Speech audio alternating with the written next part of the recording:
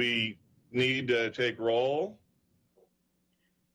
I think, Mayor, just for the sake of needing to know who's here, if all the counselors are here with the exception of Browse, if somebody can just confirm that. Jim's here. So I've got Councilor Young, I've got Mayor Mays. Councilor Garland, are you here? I am here, yes. Comes. Council President Rosner? Tim, are you muted? Renee.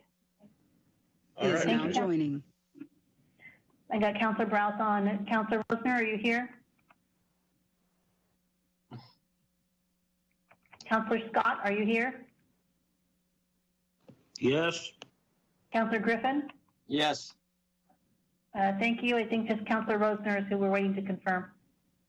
And he's down here. I bet you he's muted. Okay, thank you. So I'm just on via my phone, so I can only hear you. I can't see you. Okay. The city computer is asking for a sign-in address. Can you guys hear me now? Yes. Yes. Okay. Awesome.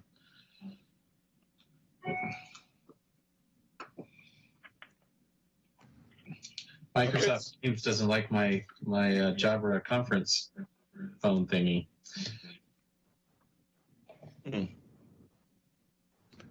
So we've called the council's work session to order, and we'll start with the Parks Master Plan update. Kristen, are you going to invite our guests? Yes, we have Lauren on the line from MIG, and we're excited to give you an update on the Parks Master Plan. We've still been busy working on wrapping things up and are excited to bring it to you for adoption in the next couple of months. So Lauren's just going to update you on where we are today and take any feedback that you might have or see if there's anything that we might be missing. All right, well, thank you all for having me here today. I'm going to share my screen in just a minute. Checking in on the sound. Do I sound all right? Okay, great. Yeah. Yes. Great. So this is a little different from the last time I met with you all back in November in the joint work session. So it'll be fun to bring you up to speed. And as you'll hear, the timing is really ideal because we are just wrapping up the plan recommendations, and so it's a really good opportunity for you to put your mark on the plan. Okay, so I always like to remind myself and everyone that this plan, we are keeping the comprehensive plan goals as our guiding direction, and the community vision from your wonderful community process that talked about where Sherwood is headed in the future. And so this plan really looks towards that and has tried to dig a little deeper with the community about what specifically it is that the park system can do to bring that forward. So back in November, we were just at the point of the Parks and Recreation Needs Assessment. That was in a draft form. We were able to hear from you and the PRAB members to get some feedback as we dialed that in. Once we produced the needs assessment that looked at recreation needs across the city, we tested out those directions with the public back in January in a workshop and an online workshop, and got a great participation, and I'll share a couple highlights with you that confirm we were heading in the right direction. And so since then, we've been working on plan recommendations, and I want to give you a few highlights of some key directions so that you can share your feedback about those and make sure that we're on track. So where we're going is, as Kristen said, we're looking for that master plan review and adoption process continuing into the summer. Had a check-in actually right before things closed down with the PRAB, kind of an update from them, and now are here before you to get your feedback as well. So I don't know if any of you did the online version of the workshop, and I know some of you were in attendance at the workshop itself. But there were two components. There's a visual preference survey that testing out kind of the design solutions for some of the top priorities that emerged out of the needs assessment. And then we also had a little prioritization exercise to see if people had a limited budget, how would they allocate that? So great participation, as I mentioned, the in-person workshop. We had a nice meaty discussion. The online workshop reached a broader population, and in the end, 573 responses, so a really kind of meaty result, and a good cross-section of your population. So we felt very good about that effort. Like the kind of earlier feedback, people really appreciated trails and nature. And of those images that we shared, this was the one that people just really responded to positively. The full details, if you're interested, are, those are available, but I'm not going to share them tonight. The other thing that's really interesting was this prioritizing investments exercise. And since there were so many responses, people were given $10. They could allocate it across these 10 project types however they wanted to. They could put $10 on one project. They could sprinkle a little bit across all of them, however they wanted to do it. They just couldn't add up to more than $10. So at the end of the exercise, people allocated $45,000 in funding. And when you start to slice that, those priorities, some interesting things. We looked at, what was the average allocation? Sorry to interrupt you. Can I ask a question real quick? Sure. You said everyone was given $10, but three of these items have an average allocation higher than $10. That's correct. How is that possible? That is a good question. It may have actually. I'll respond to that. I don't have the report pulled up in front of me and the raw data. That's a really good question. I was wondering but the we same. looked at, and it may be, I may have mislabeled a column. But where I was trying to go with this is we looked at the data in three ways, because you can look at how much money are people allocating when you tally it up, what was the grand total, and we can also look at the percentage of people who funded. And when you look in that column on the right, what you see is a good chunk of people funded each of these projects. So it shows that these are starting to reflect the things that the community thinks are most important. And a couple things popped out. When you look at those different perspectives, you start to see that adding more trails, natural area trails and trail and bikeway connections become really a priority. Another swimming pool or aquatic center becomes pretty important. And it looks like the conclusion I drew here is that people knew that's a big ticket project. And so they, tended to not just give it $1. Park renovations and managing natural areas, so investing in what you have, also emerged. And a few people did write in their own priorities, but for the most part, the ones that they were given, they seem to want to fund those more so than some other thing that hadn't come up from the community.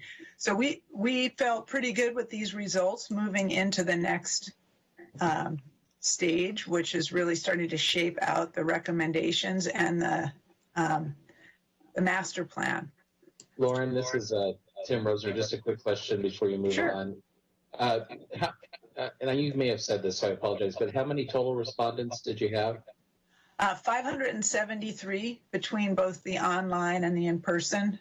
Okay, awesome. Yeah. Thank you.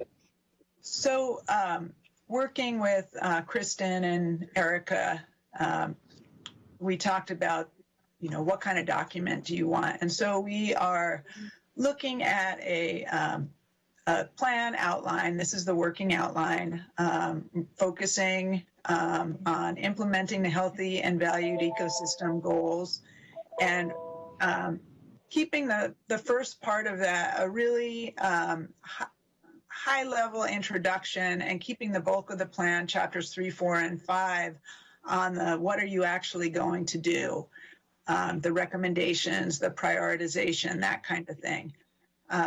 And then putting supporting information like your park inventory and things like that in appendices. So it's a more digestible and getting to where we're headed a little more quickly than a lot of review on the existing inventory. So I want to share with you a couple of the key kind of recommendations. Renee. Oh, sure. Is now exiting. So one of the key pieces is these park development guidelines. And so these are set up to really focus on the intent, and then some guidance around different components of each of your 3 developed park types: community parks, neighborhood parks, and pocket parks. And the goal of these is to help target your reinvestments in your existing parks, as well as when you're negotiating for new parkland with new development. So there's some size and access guidance for each of these park types. The recommended resources are kind of the minimum standard, the minimum set of things that you would want in each park type. There's a menu of additional resources, compatible structures. So, is a recreation center okay in a neighborhood park? No, those should be steered towards community parks. And then incompatible resources. And so it's almost like a zoning code or a land use code for your parks to help make some of the park programming decisions. So that's something you haven't had in the past. And it seems that it would be a very good tool moving forward from what we've learned. Another piece are what we're calling the recreation facility considerations. So there were 5 facility types that are things that are either new to the city or that there is a demand for, so that you might see them at more park sites in the future. And so there's siting guidance and design guidance for each of those facilities. And the intent is they'll be set up as a pretty graphic tool. Is this from feedback from our community or some other world? Yep. Nope. It's feedback from the community, and some of these things were tested out at that workshop. And so the 5 things that we're giving that guidance on. On the budget slide, I don't remember seeing them where people allocated money. Oh, sure. So dog parks was specific. Enhancements at existing parks would cover things like play, sports courts, pump tracks. On the visual preference exercise, people saw images of different kinds of bike infrastructure and different types of play experiences. Those were things that we got design feedback on around the types of facilities that people were looking for and the way they were addressed in the budgeting exercise would be around the improvements to existing parks, enhancements to existing parks. It was a generic, so in their budget, they had generic enhancements to existing parks, not specific, they didn't have the budget specifically for these things. Correct, and not So we're specific extrapolating to a park. that this is what they mean, potentially. Yes. Yes, that's correct.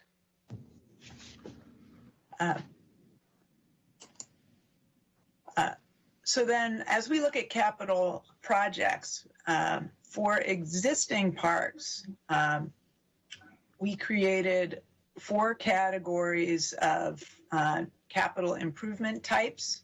And then each of your existing parks, there's specific recommendations. So that's the overview. And then I'm going to go by category. So the category of minor enhancements,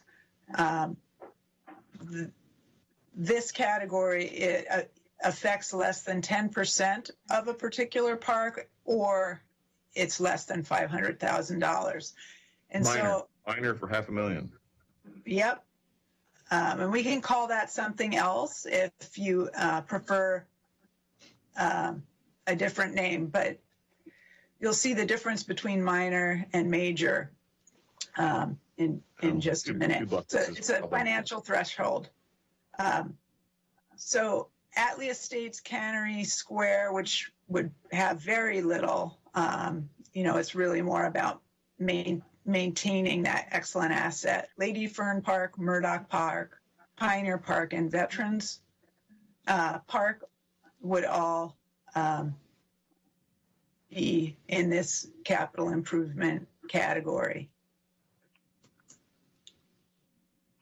Major enhancements, the trigger for that is more than $500,000 or something that affects more than 10% of the park's space. And right now, we're recommending major enhancement at Langer, Snyder, and Stella Olson Park. Those are your 2 community parks, and then a very large neighborhood park. And so then the other 2 categories. So Lauren, yes. This is Tim Rosner again. I'm sorry, just a quick question. Did you get any sense as you went through this on wanting more park facilities on the west side of 99? Absolutely. Yeah, absolutely. And in that needs assessment document, one of the things that we looked at is in different areas of the city, what kind of options do people have for walkable park access? And it's really clear that on that west side, where people do have walkable access, they're really reliant on, one particular park that might be really small. And so as we start pulling this plan together and as some of the draft recommendations have, we've highlighted certain parks on the west side that should get some attention to elevate the park experience and options, as well as looking at Sherwood West, which is now up here on the screen, to make sure that that's dialed in as it needs to be to meet the recreation needs of the community. So looking at new parks, those residential growth areas, just coming back to look at where those Sherwood West parks are located, making sure they're optimized and large enough, and then looking at the Brookman area, the parks are distributed really nicely, very walkable, and looking at potentially the programs for each of those sites so that each one is, kind of special, and all three of them add up to a bigger recreation experience. Also, you have great set of projects in your TSP for trails and bikeways. And so this plan is really looking at, coordinating and advocating for that complete network that's in the TSP, and especially that Highway 99W overcrossing, which came up a lot in this planning effort. People really love the trails and bikeways that you have. They use them a lot. It's one of their highest priorities. And then a big idea that's, probably far out there in the future is potentially the rail alignment, and possibly looking at that as a rail to trail corridor in the future. To suggest that the railroad would abandon their right of way? Well, the Yamhill corridor is happening in Yamhill County, and it's moving forward. It won't happen. I mean, we just rebuilt it all in town in the last 15 years. They just rebuilt the bridge, the trestle. And so it's a nice, but it really doesn't belong. Where is that Yamhill corridor in Yamhill County, just out of curiosity? Yeah, it runs up onto the Washington County, and if you know where the new wildlife refuge is going in, it basically ends there. Okay, so it doesn't come up like the Rex Hill side; it goes out towards Forest Grove. Yes, yeah, okay. It does. Yeah, All right. Aston, Okay. Carlton, kind of. I just had a wild hope that it came up toward the Rex Hill side, which meant that they're abandoning that track, but not so much. Nope. Okay, so I guess a question for all of you: do you want to be silent in this plan, or do you want to, open the door if it became available? You'd like that corridor, or is that really more for the TSP to say? If that Repeat the question specifically. Excuse me? What's the question? Well, I just was hearing feedback that a rail to trail, is probably not a possibility. So I'm just asking for your guidance. Yeah, my opinion with time. If it came up, which is a very low probability, we would probably jump all over it. But they've just made huge investments in building a new bridge just north of town, and to Keith's point, we just rebuilt all the track in town. They're not going to. The odds of them abandoning that are pretty low. But if they did, absolutely, we'd grab it. Do you think they would ever consider like a rail with trail? Probably no. Doubt it. Okay.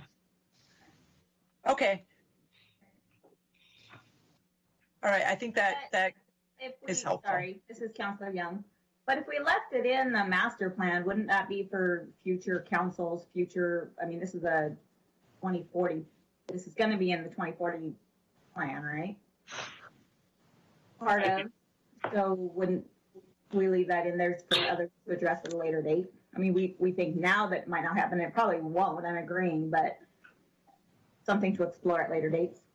I think we'd have to, if we do that, we'd have to footnote it to say that it's entirely contingent on the railroads giving up the right of way, so people don't think we're actually going to do it. Okay. I see what you're saying. Yeah. Gotcha. Okay. I don't want folks to get their hopes up. I mean, it's got to be like a big footnote. If it's on their goal. Well, perhaps the way to handle it is to support the TSP, and then this plan could make a statement, and any other opportunities to expand the trail network would be beneficial. And it doesn't say the rail corridor, but if somebody abandoned, some other piece of infrastructure they, there could be other opportunities that works for me. Okay. Just so that it's not, if it's not in the TSP, you can't consider it. You want to be able to consider more, I think, for recreation. Okay, that's helpful. Okay, the senior center. I think all of you have met or are familiar with Ken Ballard of Ballard King. He's done some work for you before. He's part of our team. And as we moved through this project, we had him look at two things. One was your existing senior center and looking at the size of that and the fact that it was built for a much smaller population. You've done a great job since you've taken it over of, making the inside, really nice renovation, but it's still a older building and has some limitations. So he did a review of the senior center, looked at senior center trends, and put together a building program to expand the senior center on the site. It would really be, when I say expansion, it would be a major renovation to really deal with some of the circulation issues. So looking at kind of long term and looking at trends, about a 28,000 square foot facility was where he landed in terms of operations. But the idea that when you look at trends, you would rebrand it as an active adult center, focus it a little bit more generationally and with more focus on active older adults. Right now, big challenge is the rental space is not as attractive as some of your other rental spaces. And so as part of the renovation, really getting a premier rental space in there and better connection with the wonderful outdoor spaces around it. And in particular, adding a small gym that could have indoor pickleball and be usable for other programming. And with a program like that, Ken was projecting it would operate at about a similar subsidy to your current center. Now there's a big capital investment to get to this point, but this is the direction that where the plan is recommending to go long-term for the senior center. So I want to just pause there for a minute and check in and see if there's any questions about this. Sounds like a YMCA for the seniors. Not as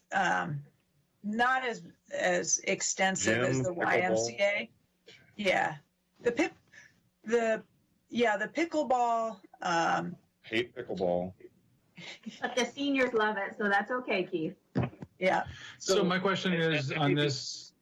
I'm sorry, Doug, if I can just jump in. What one of the big features that we have with our current senior center is the meals and the kitchen, and that's a big. What does this have? Does this still retain that, or do we lose that? No, it would retain that, and then it would expand those so that some of your active retirees. So it expands basically the market of this center. So you retain, but then you expand the user base in a more flexible building that allows you to program it in more ways. So I'll speak out of a plan. Sorry, go ahead. I'll speak out of a complete place of ignorance here. But my only concern when I see some of this, rebranding, multi-generational, kind of more, maybe catering more toward more mobile, more active, maybe, for lack of a better word, younger seniors, are we going to alienate, some of the maybe older, less active, less mobile ones. And while we're not forbidding them from there, they may not feel as welcome anymore if we take it too far. Yeah, there's some really outstanding models that are out there where there's facilities like there's this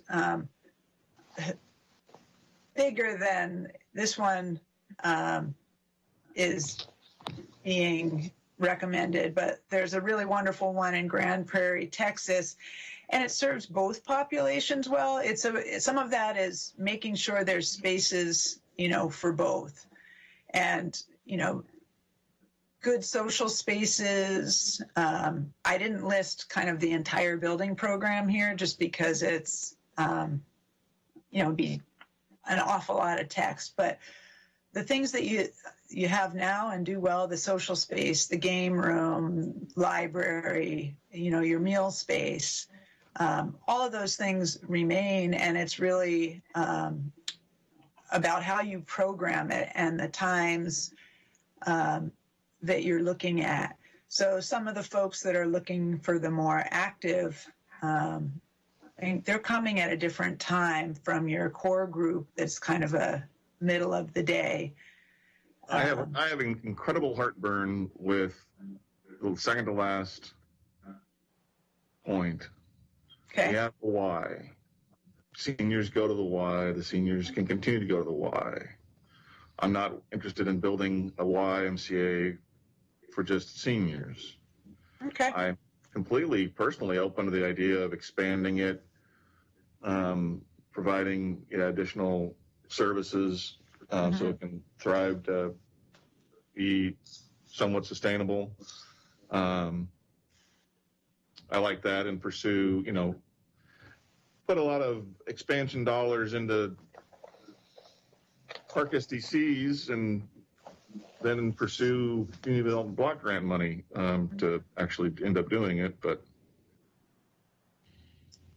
okay, so my you feedback. would question kind of indoor, any kind of sort of fitness.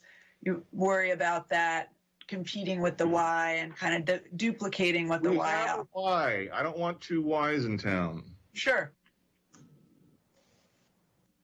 Okay. Personally, I'm just one perspective. Although, just another perspective, the senior center does currently do some fitness programming, so some sort of space that would be more conducive to that. I'm not necessarily sure that I'm in for a full gym, but more a space that's more conducive for the exercise that they are doing. Mm-hmm. Yeah, more like a flex space that could be multi-use kind of space. Yeah, no gyms. No But gym. I do have a question. When you say it can operate at a similar subsidy, how did you derive at that statement? Sure. So when Ken was running the numbers and looking at senior center operations right now, and let me just say, right now, even though your facilities have traditionally had pretty strong revenue generation, right now all of that is out the window with COVID. So I do recognize that. But looking historically, the senior center had the lowest, and you don't have that many years of data on that, but there's not a lot of revenue coming in from the rentals and things like that. And so when you look at the total dollars that you're feeding to the senior center each year, when Ken put together this program, he was looking at, okay, if we make the assumption that we're going to increase rentals, there's going to be a little bit more fee-based programs for seniors that have those resources, of which there are quite a few. He was looking at increasing the revenue generation percentage, which would leave you at a similar subsidy to what you have now, based on the assumptions. And so there's a multi-page kind of analysis around that, and you can have access to that. That's one of the items that would go into the appendix of the plan. Thank you. I think when we look at rental spaces that the city owns, we need to look at them holistically across all of our different facilities that have rental spaces, because investing money to improve rental space we can compete with ourselves isn't a good investment, right? And That's so to correct. me, when we look at utilization of rental spaces, how much do we need? We need to not look at these buildings as independent entities and see how each one is penciling out individually, but how they're working together holistically. We may not need more rental space across the city. I'm pretty sure we're not, and I could be wrong, but I don't think we're nearing capacity on our rental space usage right now. Well, one of the things that there does seem to be quite a bit of demand for are smaller spaces. So you have the beautiful Arts Center, which is great for a big event. There did seem to be a lot of public comment about, smaller spaces, places where you could get indoors, even like enclosed shelters in parks, because people are out there using spaces and they're not necessarily looking for the 200-person event space, but more like a birthday party, a kid's birthday party, or a family event that is, kind of smaller scale. Yeah, sure. And I know we have some of those both indoors and outdoors around town already. My only comment is we need to look at that holistically and not Correct. on an individual building basis. And we can't exclude, the biggest buildings in town, which are schools. Mm-hmm. Okay. So, what I'm taking away is, look at that program, be sure any kind of recommendation, it's fine to talk about expanding the senior center and serving, more groups of older adults, but to make sure that the attention to the current core group, that stays right there. Be cautious about the rental spaces and not competing, being clear that you don't want to be competing with yourself, and being cautious around fitness space, particularly if it's starting to get into gym, and being something different from the why.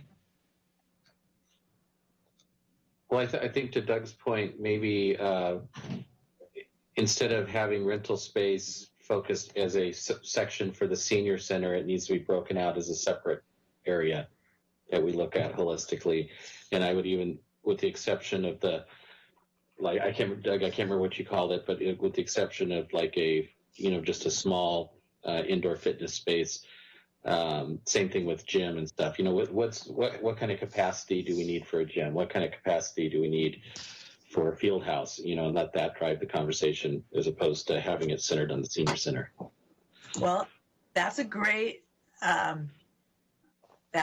transition, because one of the other things that we had Ken take a look at was a field house replacement. Because the field house that you have now is so well used, it up until COVID had performed very well financially, and you really turned this underutilized building into a really great amenity for the community that is really programmed all the time. And there seems to be more demand, and there could be an opportunity to replace it with a larger facility, one that has 2 fields with storage for the supplies for different things. And to go along with that, field house facilities are typically being built. Again, this piece that Ken looked at was trends, what are the norms, and what are the ways these facilities are being built today to perform well. So meeting room, team rooms, not necessarily full locker rooms. They're typically not a piece of these facilities, and that can bring the cost down a little bit. And that it's designed for multiple age groups and sports so that you can just pack the users in there around the clock. And if you can get a space, an ideal location is when you can locate a field house next to an outdoor field complex, because the two can play off of one another. It can be on its own the way you have it now, but if you're able to get a space that's adjacent to outdoor fields, it's even more advantageous.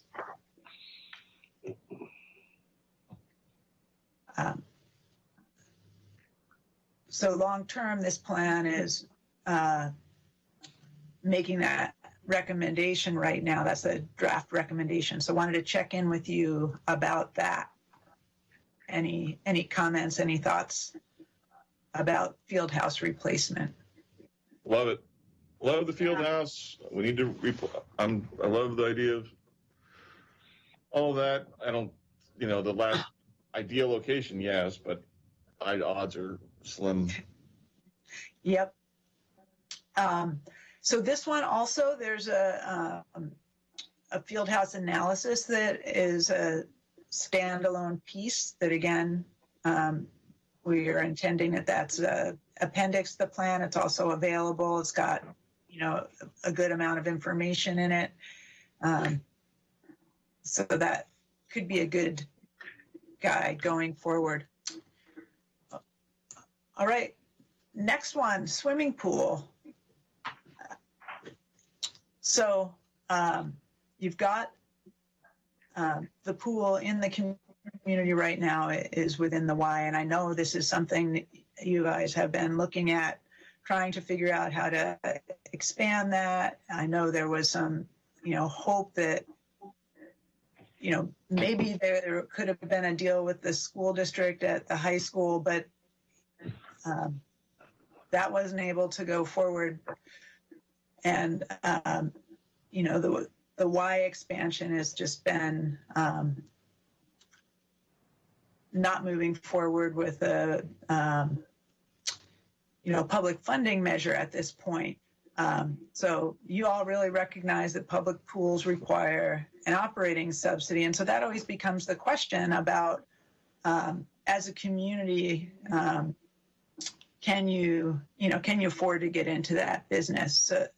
So one thing that's really important to keep in mind is that the market size in Sherwood is relatively small. And so the preliminary direction in the plan right now is kind of an either or to keep your options open. So if you're going to pursue an indoor pool, given the market size and kind of the configuration of the community, what makes the most sense would be to site it with the existing indoor pool at the YMCA, not to build a second indoor pool for the reasons that you talked about. Do you want a gym? Would that compete with the Y? A second indoor pool would compete with the Y. And so then another option is potentially an outdoor swimming pool with a recreation focus. So would be a different niche. And what is beneficial about that is there are a few competitors, even in the broader market area. So that could potentially be a good direction for you. There were a lot of comments over the course of this plan about swimming, both indoor and outdoor. And so the intent is not to say, this is the, exact direction for a swimming pool. It is such a big ticket item. If you can get into it with partners, it would be, beneficial. So the idea is to give a little direction, but leave the door open. So I wanted to test that out with you.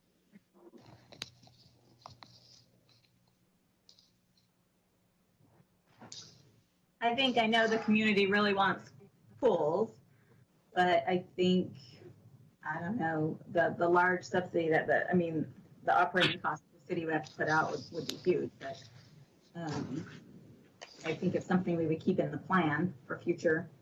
I agree. It's something they want until they see the price tag.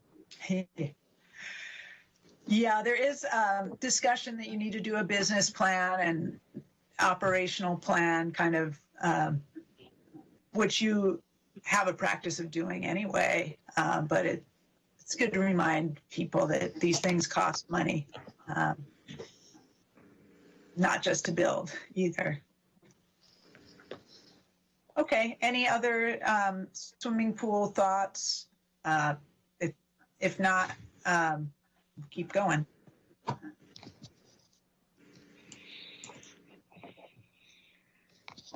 Okay, there's also recommendations about some additional facilities. So a sports field complex, long-term, I know that was a thought for Sherwood West, and that may be your biggest opportunity, but that would targeting more of a rectangular field complex, more picnic shelters, including some reservable. Those could be sprinkled into the existing system. At least one enclosed shelter, so it doesn't necessarily have to be heated space, but just to keep the rain out for year-round use. And at least one more dog park, open year-round. That community's really looking for that, and ideally on the other side of Highway 99.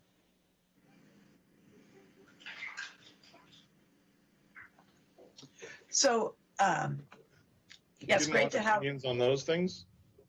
What's that? Did you not want feedback on that last thing? Sure.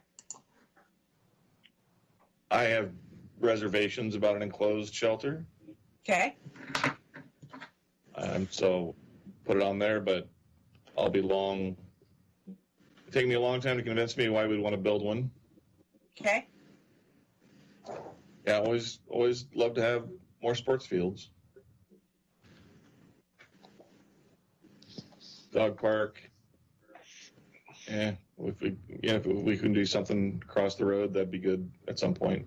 Low on the priority list from my perspective.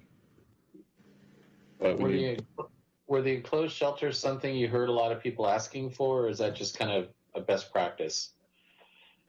People are really looking. Yeah, people are looking for opportunities to be out in your parks year round, and they enclosed space would allow them to do that. It came up in public comments. It came up just the idea of being able to get out of the rain or being able to get, out of the wind came up quite a bit.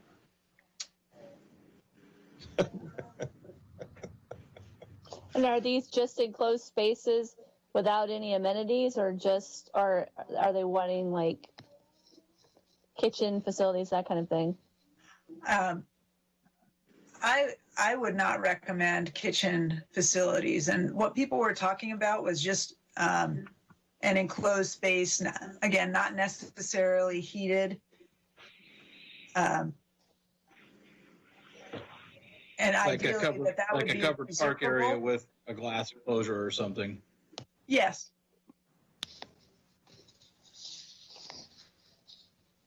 Yeah, I don't get it. And I just see problems.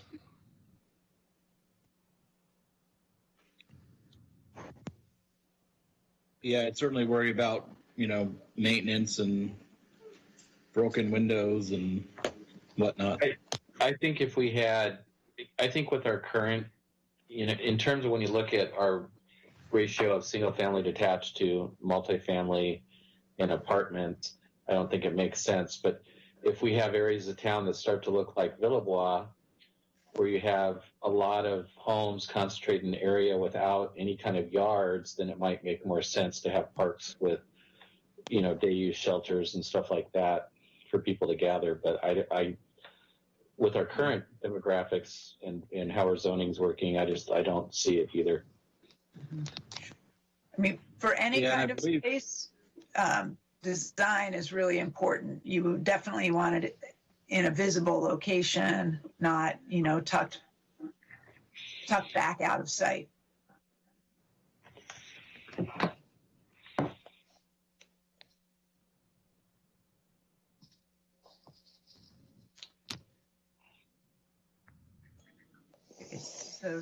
So shelters, you guys are maybe but you would want to be sure they were sited well, sure they were really needed, and going to be worth the maintenance investment. On bullet point 2, are picnic shelters not currently reservable? I thought they were. Oh yeah, they're reservable. They're reservable, but some that are. But the idea here would be to add more shelters, some not reservable, and some more reservable. I mean, generally speaking, folks, from my perspective on these, creating a big wish list is great, but the prioritizing that wish list, is what's critical. Using the wish list to set new park development fees going forward, also very important. And then just having some flexibility, because what the folks around the council dais today think isn't going to be the same as what council members and park board members in 10 years think. I'd love to see some numbers on the picnic shelter usage, reservability, the reserve numbers. I mean, just anecdotally, I drive past 2 shelters in town on a multi-times a day basis, and rarely, not never, but rarely do I see, it doesn't seem like there's a problem, I guess, is what I'm currently saying. So if people are seeing that, I guess I'd love to see the numbers. Okay.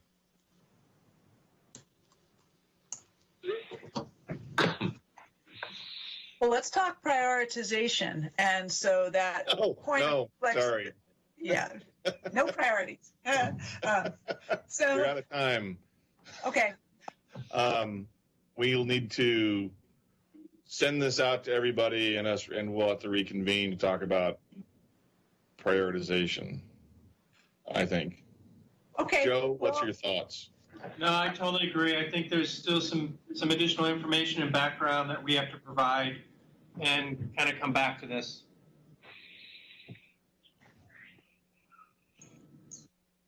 Which we will do.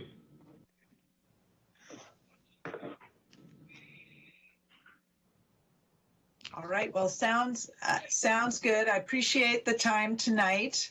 How many more slides did you have, Lauren? We'll see it when you send it out, when we get sent out to everybody. But well, this is actually kind of the last kind of content slide. The rest is sort of next steps. And the point on this one is that the action plan is not intended to be a one-time snapshot that here are your priorities, 1 through 50. It's a way of prioritizing projects and then adjusting over time for that flexibility that you said. And so anyway, there's a prioritization process that's in the plan, and the intent is there's the first pass at that, but then periodically you'll be rejiggering the priorities, to keep moving forward. Yeah. So is there a draft of this plan with projects spelled out in some other form, or? The draft is, wanted to check in with you before the full internal draft. And so we have been working on recommendations for each park, the different components, the prioritization process, but wanted to check in with you before completing the administrative draft, so you have an opportunity, like some of the points you've made tonight, that we dial it in based on your expectations. So that's coming here later this month, the administrative draft.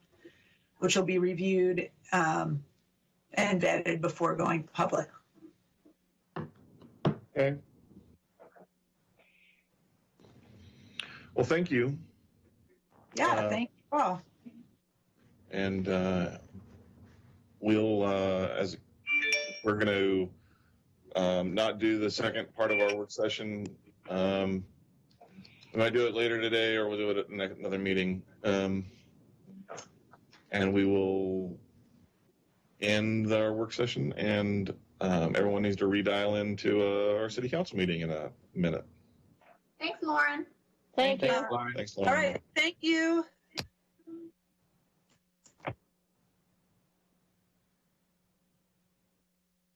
Sylvia Murphy. Is now exiting.